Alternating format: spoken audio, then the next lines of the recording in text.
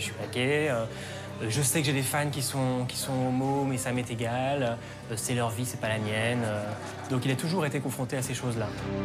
Comme pour prouver son hétérosexualité, Michael Jackson s'affiche régulièrement au bras des plus belles femmes, comme son amie d'enfance Brooke Shields, et surtout l'actrice Tatum O'Neal. 25 ans plus tard, il s'était exprimé à ce sujet. Elle m'avait invité à venir chez elle, à Beverly Hills, et elle m'avait dit ce qu'elle me ferait quand j'irais.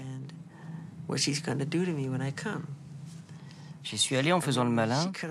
Je me souviens qu'elle a éteint toutes les lumières de sa chambre. Elle a ouvert les rideaux.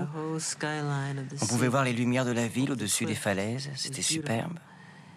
Elle m'a dit d'aller m'allonger sur le lit, ce que j'ai fait. Je me suis allongé. Elle s'est approchée de moi. Elle a commencé à déboutonner ma chemise.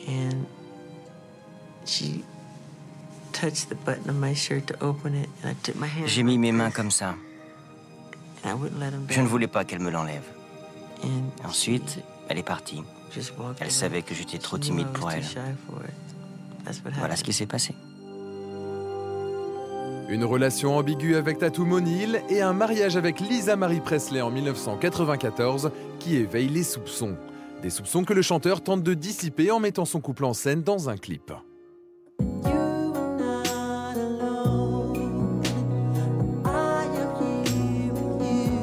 Mais aussi devant des millions de téléspectateurs. J'ai l'impression que personne ne pensait que ça durerait. Sauf la première concernée, Lisa Marie Presley, qui, elle, n'a jamais douté de la sincérité de Michael Jackson. La première fois que l'on s'est rencontrés, il m'a dit « Écoute, je ne suis pas gay. Je sais que tu as entendu telle ou telle chose. » Et il a commencé à jurer et à s'énerver. Et moi, eh bien, je suis tombée dans le panneau. Je me suis dit qu'il était totalement incompris et que mon rôle était de le sauver. Et là, je suis tombée amoureuse de lui. Vraiment. 2 ans d'union qui ne feront taire ni les rumeurs d'homosexualité, ni les accusations de pédophilie qui pèsent sur le chanteur. Que diraient les gens si j'invitais les amis de ma fille et les amis de mon fils à la maison et qu'ils dorment tous dans le même lit que moi? C'est très bien. Que diraient leurs parents? S'ils sont tordus, ils diront non. Mais si c'est la famille proche et que vous les connaissez bien, je n'y vois pas d'inconvénient si je connais bien la personne.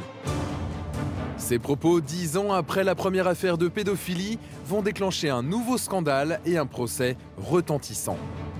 Malgré son acquittement, Michael Jackson ne s'en relèvera jamais.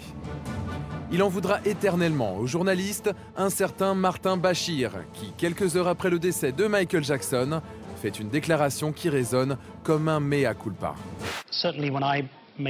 Quand j'ai réalisé ce documentaire, il y a une petite partie qui a provoqué une polémique à propos des relations de Michael Jackson avec des hommes jeunes. La vérité, c'est qu'il n'a jamais été condamné et que moi-même, je n'ai jamais rien vu de mal.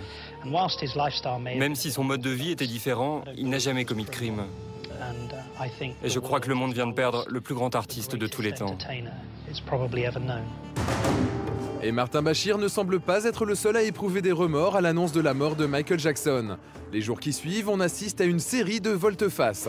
Désormais âgé de 29 ans, Jordan Chandler, le premier à l'avoir accusé de pédophilie, revient sur ses aveux dans un communiqué officiel. Je n'ai jamais eu l'intention de mentir ni de détruire Michael Jackson. Mais mon père m'a dit de raconter des mensonges.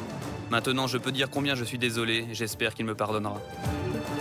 Fait troublant, 5 mois plus tard, en novembre 2009, le père de Jordan Chandler met fin à ses jours. Pour la famille de Michael, il n'y a qu'une seule explication possible.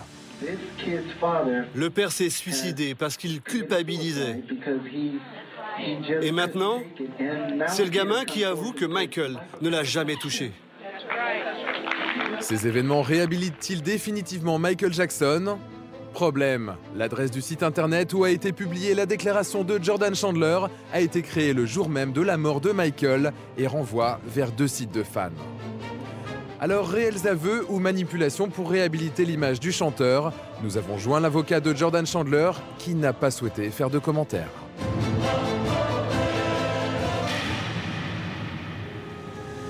Dernier rebondissement en date, Bill, Javon et Mike, les 3 derniers gardes du corps de Michael Jackson, sortent pour la première fois de leur devoir de réserve. Est-ce qu'il était pédophile? Non. Je ne crois pas. Pas du tout. Étant père moi-même et étant un homme, On se comprenait. Il désirait les femmes, autant que nous. Dans un instant, entré dans l'intimité du roi de la pop, son ami Frank Cachot nous parle de ses virées complices avec Michael. On se disputait toujours les mêmes filles, on appelait ça « aller à la pêche ».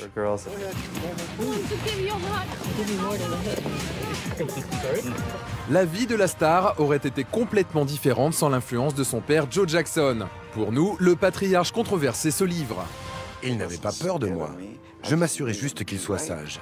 Enfin, vivez l'enquête étonnante selon laquelle la mort du roi de la pop n'aurait été qu'une incroyable mise en scène. Beaucoup d'indices pointent vers le fait qu'il serait en train de faire un film.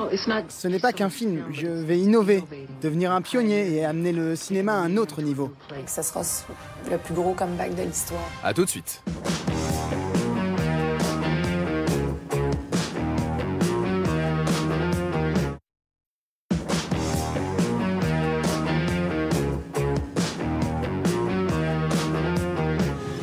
Dernier rebondissement en date, Bill, Javon et Mike, les 3 derniers gardes du corps de Michael Jackson, sortent pour la première fois de leur devoir de réserve.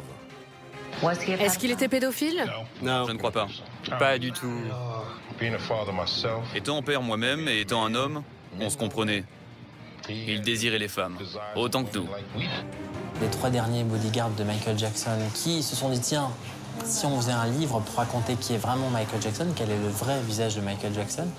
Et cette fois, on apprend le contraire de tout ce qu'on lit ailleurs, c'est-à-dire que Michael Jackson, juste avant sa mort, avait 2 petites amies, dont une avec un accent européen qui s'appellerait Friend.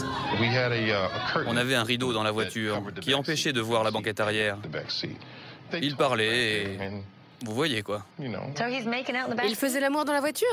En tout cas, il faisait du bruit. C'est comme si vous teniez la chandelle.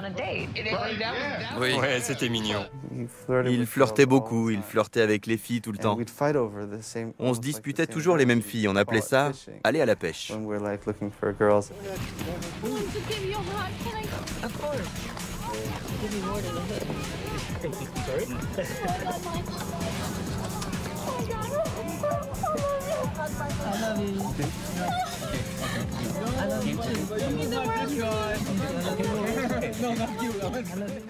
Est-ce qu'il est déjà tombé amoureux?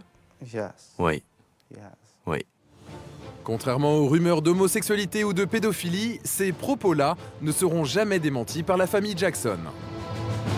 On contrôle jamais vraiment une rumeur, quoi qu'il arrive. Mais il y a des rumeurs qu'on préfère démentir parce qu'elles peuvent faire du tort au business et des rumeurs qu'on peut laisser passer. Avec ce clan-là, avec cette famille-là, on ne peut pas toucher à la statue de l'idole qui, aujourd'hui encore, fait vivre la famille. Ça a toujours été le cas, mais c'est encore plus vrai depuis qu'il est mort. Écorner un peu ce mythe-là, c'est peut-être remettre en cause aussi une partie de l'héritage, donc ce n'est pas supportable. Un héritage qui subvient aux besoins de tout un clan, et cela, le père de Michael l'a bien compris. Tout ce que Michael demandait à Joe, c'était d'être un père. Au final, il n'aura été que son manager, obsédé par l'argent. Alors patriarche bienveillant ou homme d'affaires cupide, qui est vraiment Joe Jackson? Nous l'avions rencontré en tête-à-tête. Las Vegas, il y a 2 ans. Rendez-vous dans un hôtel à la périphérie de la ville, avec l'homme auquel Michael Jackson devait sa carrière. L'homme qui en a fait une star dès l'âge de 6 ans, son père, Joe Jackson. Bonjour.